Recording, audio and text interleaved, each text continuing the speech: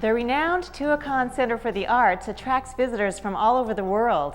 You've probably heard that its Broadway quality entertainment is unmatched this side of the Mississippi, but you may not have heard who is the visionary behind Tuacahn. His name is Doug Stewart, and I asked him, "You did that?" When did you get interested in entertainment and the arts?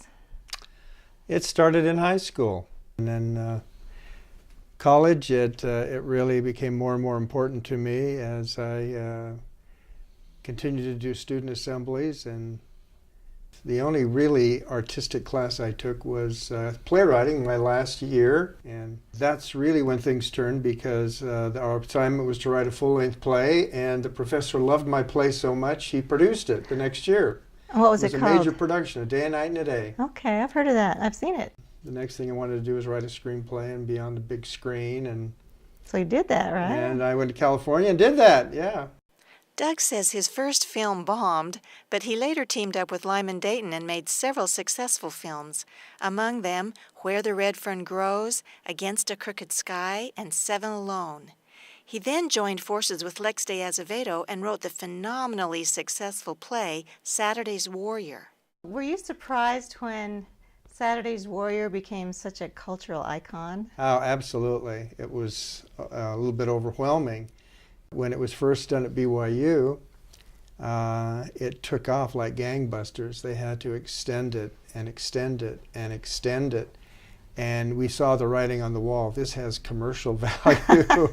It consumed our life for many years. Wow. It was just one of those magical things that happens, you know, once in a lifetime. Did you ever write a sequel to Saturday's I did. Warrior? The sequel, called The White Star, went on tour in 2008.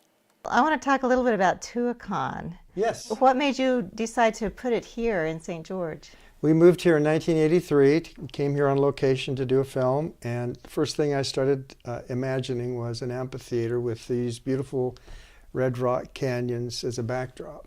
I thought, what an ideal location. And when I found the Tuacahn Canyon, it came alive. It became real. Where did you get the name, Tuacahn? I created it out of my mind. Oh.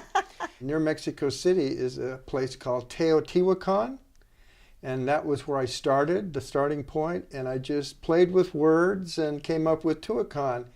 Well, how did such a huge project like Tuacahn get started? What was the push that got it from dream to reality? It was a man by the name of Rick Young and his wife, who I presented the idea to over dinner, and he wrote out a check for $50,000. That's what did it. Wow. That's what got it going. And that was the seed money I need to do exploration, to look at other facilities around the country, to set up a nonprofit organization, and so forth. Dr. Richard Whitehead brought other investors in to purchase the land, and the fabulous arts center that would someday produce Broadway in the Desert was born.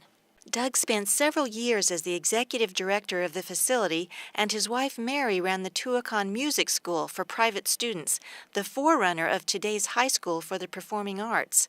The outdoor musical Utah played in the amphitheater the first 4 years. Since Doug's talents lay more in the creative arts than in management, he left the facility in 1997. He has since created the Mormon Arts Foundation to encourage LDS artists to create high-quality art. So what's your philosophy of life? Well, I believe we're put on the earth to develop character, and I believe our failures and our triumphs and experience all interrelate to help us to become what we're meant to be, and in the process we serve. Doug and Mary Stewart are enjoying their golden years with their children and grandchildren. We're lucky such gifted and interesting people made their home in southern Utah. For Sun News, I'm Barbara Hanks.